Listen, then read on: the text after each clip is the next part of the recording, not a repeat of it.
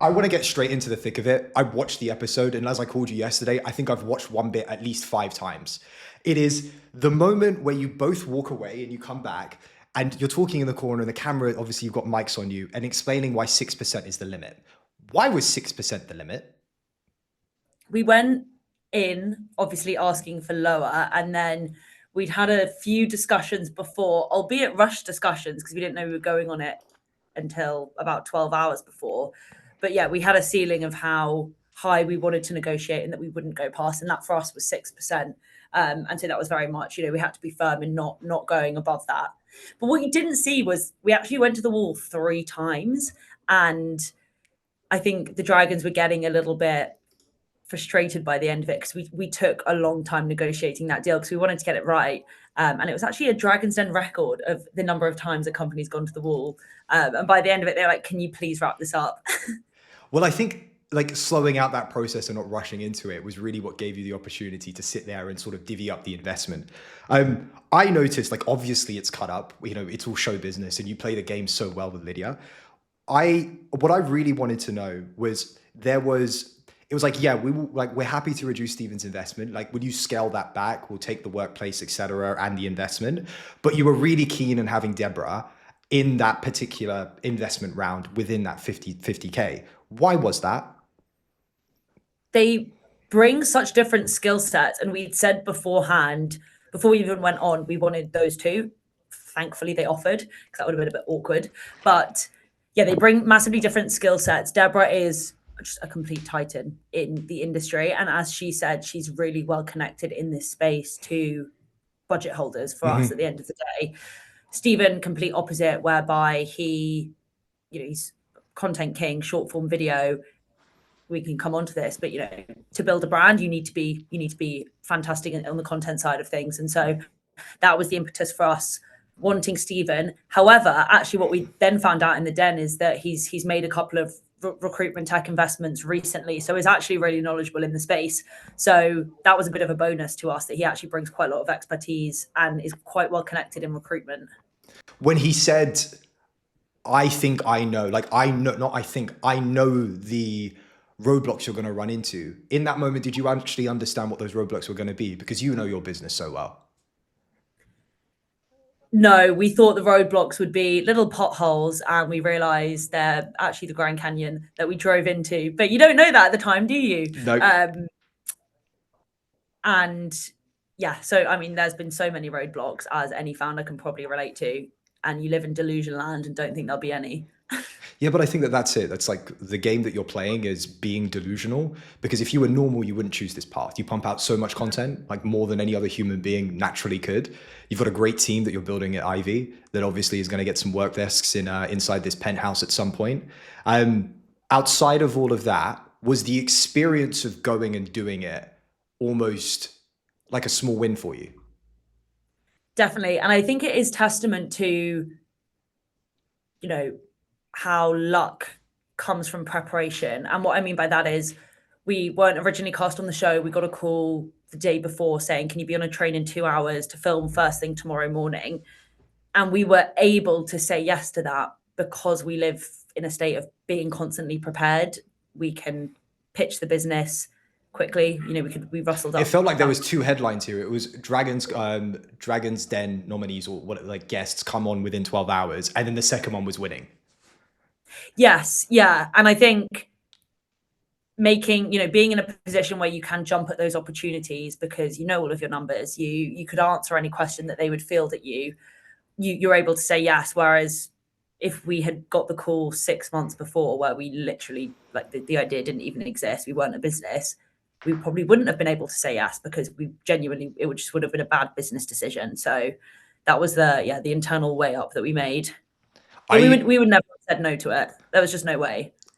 Do you think the preparation comes from your past in sports of, like, competing at the highest level and, like, constantly being ready for anything to happen within the context of a game? Because as I found out through the research for the show, it's like you've played at the highest level for Team GB, and like that has it feels like that has been pulled into the work you do today. I do think so massively. It's, we call it big game moments at Ivee, and that was a big game moment. Like we had to step up, no time for nerves. It's like walking out into a World Cup medal game, for example. You can go two ways. You can crumble, you can blur into the background and fumble the ball, or you can step up and, you know, be the star of the show. And that's what we tried to do when going into the den. And actually it was quite good that we didn't get much preparation because we didn't have time to get nervous. It was just adrenaline straight in. I remember watching Lydia as she finished and she went to hug Steven. And I'm like, oh, okay, right. She's broken now. She could get out of the act. It's like, oh my God, it's done. Yeah, exactly. And then we, kind of just, because we just got back from Glastonbury. We were on death's door. I didn't have a voice the day before because we didn't know it was coming. And then we were on the train. I remember we were on the train back to Manchester.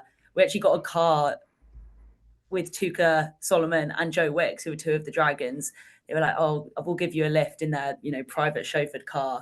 And then we got to the train, off they went to first class. And we just sat in the seats and we're like, what has just happened? It was mental. Yeah, it was a mental 5 days, I would say. Worth it? So worth it, definitely. It can't not be worth it. And even for companies, you know, say we'd gotten 0 offers, we would have made it, we would have made a massive deal out of not getting any offers. And I think you see brands like Hair Syrup, who went on in February of this year, massively like amplified their business off the back of the fact that they got no offers, and it's done wonders for their social following and their revenue and stuff. So no matter which way it goes, you can play it in a positive way. Did you realize the impact of, I won't want to call it legacy media, but of like traditional TV until this moment? Good question. I think, yes, I had underestimated, you hear. Because like you do social, you like, okay, from what I can gather, it's like you're doing millions of impressions, like across the board, majority of it's on LinkedIn, right? And like that alone is enough because it's such a high quality audience. It's where you want your customers to be. It's also where you want your clients of the platform to be, right? And legacy TV or traditional TV has a completely different type of audience. You know, it can be on in the background. And yeah, what I'm asking is did that make a big enough impact or big enough dent in the world that you typically engage with on social? Yeah, it definitely does. And what I'll say, and we've said this to the team since we filmed, is going on TV or Dragon's Den, it's not a magic potion that's suddenly going to change your business. You can't expect to just air on TV and that be that, and then you're just flying after that. You have to amplify the event. So, you can see that's what we're doing on LinkedIn, for example. We're not just leaving it on the BBC. No, we're translating it into a huge amount of content that we can repurpose and amplify and reach more people. And that, I think, makes a successful Dragon's Den company versus just being silent after, because then no one's going to rewatch it or remember you. So it's, you have to definitely take it and run with it and use it to as a springboard. And you can't let it just be a TV spike because it will show in your numbers. But what I will say is on the night, the candidate side obviously exploded much, much faster than the B2B side, because a B2B budget holder is not going to watch an episode and immediately sign a 12-month subscription with us. And so what we saw was the market, for which we obviously envisioned and we planned for, it was the marketplace going slightly outside of equilibrium for a moment as we had a massive surge in candidates, and it will take a few weeks for the businesses to close to then rebalance. Okay, last two questions on Dragon's Den.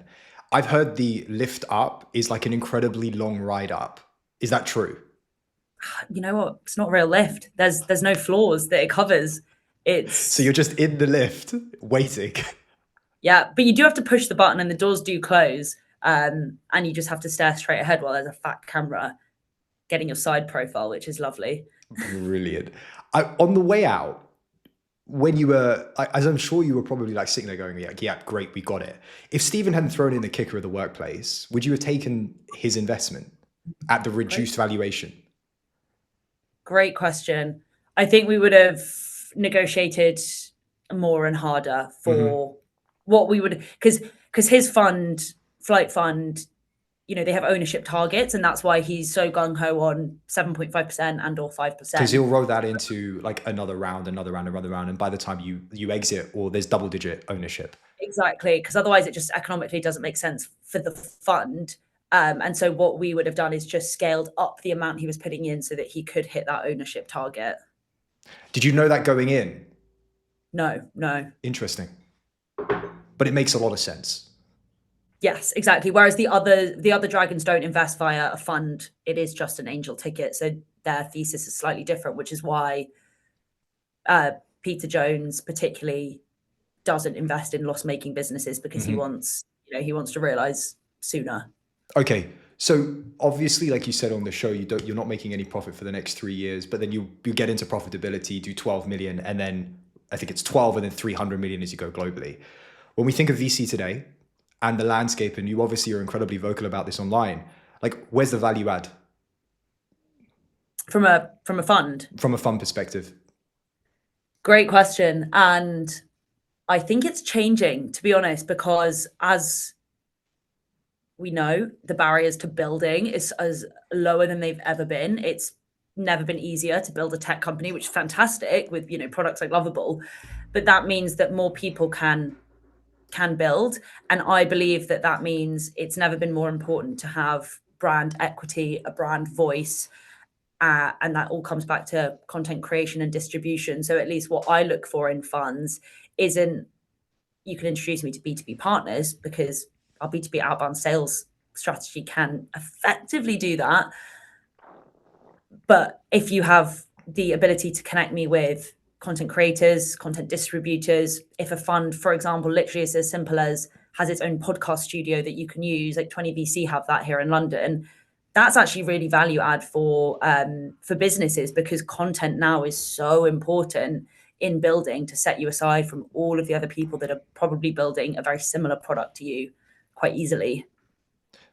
Do you think that, like, because you've got it down to such a T with your team, right? You pump out so much, both short form, like I feel like it's mid form in the form of short form, where it's like slightly longer segments. I've actually gone away and watched all the webinars from like day dot as prep for this show. And like I go back to that first one where it's very raw and very candid, and it's sort of stayed through that. So do you even need another content team to help you? Or is it just, I need the pipes of distribution, and that's sort of what you're also buying when you accept the money? Yeah, I mean, fantastic question. A great example is if you take Stephen and his team, he has hired like the best content. And I'm not even going to say distributor, because it's the whole funnel. It's from camera people to editors to trailer makers to podcasters to engineers, all of that. And it means that, for example, I'm not a podcast expert, but we will launch one in the future, and having access to an investor that has one of the world's most successful podcasts, it's a no-brainer that's going to be value. Simple as, in Stephen's office, he has multiple podcast studios that his portcos can jump into and film. And it's like the highest production value you'd ever get. That in itself is so valuable and so tangibly valuable to us. But it might not be to every business. Some businesses never launch a podcast, but for us, because half of our customers are, we're a consumer brand at the end of the day, it is very important to us. What are you feeling in terms of podcasts? Like, is there a flavor that's like sort of like rolling around the head of the team at the moment? We have purposefully taken our time, and we actually haven't yet landed on what the podcast will be, because I think you can't, I don't want to rush it. I don't want to rush creating something that people don't want to listen to. And we want to make sure it's right for us. And we actually also want to make sure it's evergreen, because our narrative might pivot at Ivee, our product might pivot, and we want to make sure that our podcast won't need to change as the product does. Here's the thing I personally selfishly want to ask you, right? How do you come up with the ideas for like the social content that is just innately authentic? Like, it's just you, but like the reality is, does that convert or help convert towards the product? I love making content. I think that's, I could see one thing, but I wouldn't make it if it didn't have a tangible impact on revenue, because I just don't have time to make content for like vanity reasons. We 90% of our customers have come through LinkedIn content, organic LinkedIn content, not spend a penny on it. And I think that is so powerful because it shows how creating an ecosystem where people, just feel like the authenticity of you and your brand makes a sale so much easier. I can't even put it into words. And that doesn't even just come from B2B clients, that comes from press as well. We would never reach out with a cold press release. We would bring people into our social network, mainly LinkedIn with press. They'll see our brand, follow our brand, so that nothing is ever cold. In terms of the content ideas, again, nothing's plucked out of thin air. I'm very data driven with everything. I've got dashboards set up for monitoring my statistics, and I will double down on content that's working. I'll make sure I'm being really rigorous with A/B tests. I'll drop content that's flopping. Most people don't see the content that flops because the algorithm doesn't push it. And so, advice to anyone building a brand, it's like, you actually want to be flopping quite a lot because it's really helpful to see that in the numbers. And if your impressions are 300, doesn't matter, only 300 people have seen it. Am I hearing Amelia or am I hearing Stephen Butler? It's like you're gonna get on like a house on fire. It's true though, like you have to, you just got to look at the analytics and let that guide you. What I found has been helpful and a bit of a, I guess, turning point for me in my content was I decided to be a little bit controversial and actually voice my opinion a couple of times, and they blew up. And I thought, oh, okay, there's a demand for genuine opinions, calling out slightly, swearing, that's working. And so I've done more of that, which is great because I love being opinionated on LinkedIn. Never before has it been more a greater place to have your own opinion than today, right now. And also because there's so much ChatGPT written drivel out there, it stands out a lot more as well. When it comes to LinkedIn, like everyone posts, it feels like everyone posts everything these days. You're obviously super curated. You are having your own opinion. How much of it is just signaling to investors? Ooh, great question. We try not to signal. Well, I'd say it's like two camps. We signal with positive news about growth that's to investors, but it's also to the press and it's to our clients as potential B2B clients as well. We would never curate content specifically for investors. We put that in our investor update newsletters. What we would never do, which is what I hate on LinkedIn, is where, it's that hustle porn of I'm in the office at midnight. You're writing that for an investor. So they'll see it and think that you're a team that works all hours of the day. And, so if I'm ever working late, the last thing I would do is write a LinkedIn post about it, because that is, in my opinion, like curating a look for investors. And annoyingly, it does work. Like people that do post photos of them sleeping under their desk, like are the types of people that do get funded at the end of the day. So there's a reason people do it, and there's a reason that it works, because you are fitting a bit of a blueprint there. What's hard for you and Ivy right now? What's hard? What's really hard? Oh, I mean, a lot of things. Because I think if we go back to like 10 months ago, where sort of the unlock for the business was realizing that you are not just a recruitment platform, the unlock was we are software. And so we eat into a different budget. And if we have any ups or downs, we have another COVID, this is our defensibility in the market. They don't eat into the recruitment and the agencies. They will just stay with the software. How has that changed? And what are the problems with scaling that longer term? it, for the most part, hasn't changed. And I think something that we're really bullish on at Ivee, and what I genuinely think will set winners apart in this new era of recruitment, because recruitment is, anyone will tell you, so broken. And it's something that a lot of people are trying to fix. But what a lot of people are fixing right now is the filtration problem, which is so many applicants. How do I find the best? And you're seeing loads of, AI agents getting spun up. I think there's been like 10 in London in the last 4 months that could take a bunch of applications, turn it into a shortlist, deliver it. They all scrape LinkedIn. And so where we look to the next battlefield, it's actually owning a unique data set and a unique talent pool. That's where value really is. And that's where budget is being spent, because everybody is fishing in the same pond of LinkedIn, and a lot of companies are getting a little bit frustrated with the caliber of applicants, should I say, that they're finding on LinkedIn. But how can you capture unique talent? And I really believe it's building an ecosystem, not just a faceless job board that posts or scrapes jobs. You have to have the ability for people to upskill, to reskill, to find network, to find mentorship, to find community, all under one roof. And that's hasn't changed since we launched. That was always going to be the backbone of Ivee. The biggest pivot we have done, and if anyone has discovered us from our Dragon's Den pitch, is we started, our go-to-market was very much being focused at helping women return to work.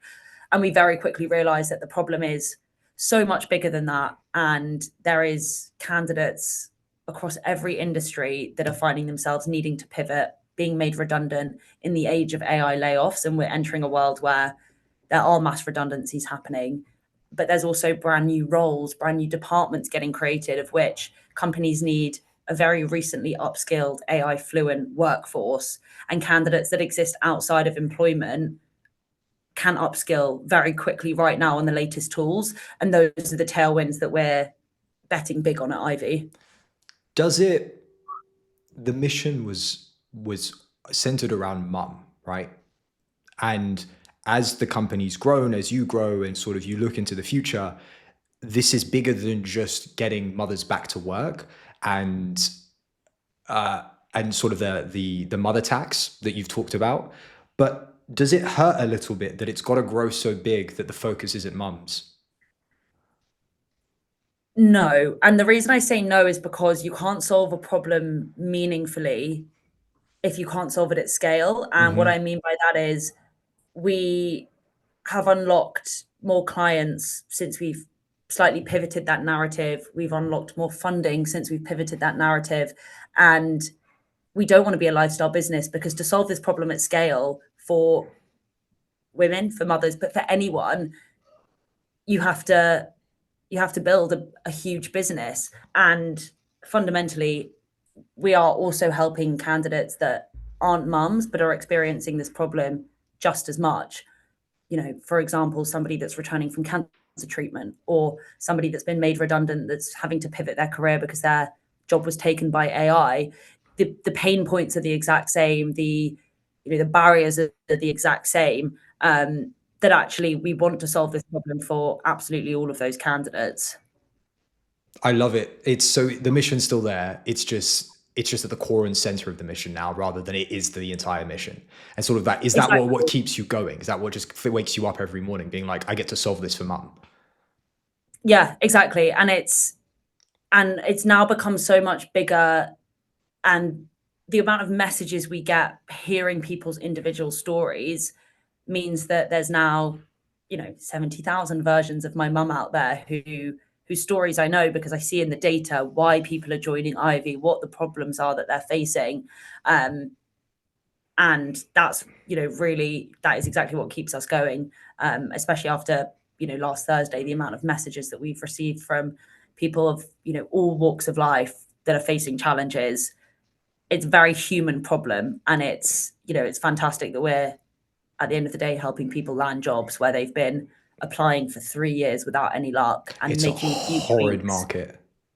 Yeah, but it's a horrid market, but you have to play the game. And so, like, a great example is when someone joins Ivee, we convert their CV into a hybrid template. And the statistics show it doubles your chances of getting an interview. So statistically, you're getting past that ATS much faster and much quicker. It's a numbers game, and so you'll be far more likely to then land a role faster. Clear. Look, I want to get into our lightning round before we've got to let you go, and obviously continue off the back of making content and solving the world's problems when it comes to recruitment. What do you love about your sister and working with her? Nothing, joking. I love her ability to. She is the queen of upskilling. Like, she lives on YouTube, and I just see her. She's got her headphones in every day. She's just absorbing new skills, implementing them into the business, and then teaching us all what she's learned. It's like phenomenal. The rate, like, she's a sponge. It's fantastic. Why is she like that? Great question. I think she just has a thirst for knowledge. That sounds so cliche, but I have to really get my to, pull up a tutorial, absorb it, watch it. For me, it feels more of a chore than it does to Lydia. Like, that really excites her. And she wants to always be getting better and better. And she sees the learning as like a small price to pay for the time that will save the business afterwards, which is such a good way to think about things. Best part of scaling the business over the last 2 years? People, meeting, hiring people that can be better than you. Favorite piece of social content that's been made?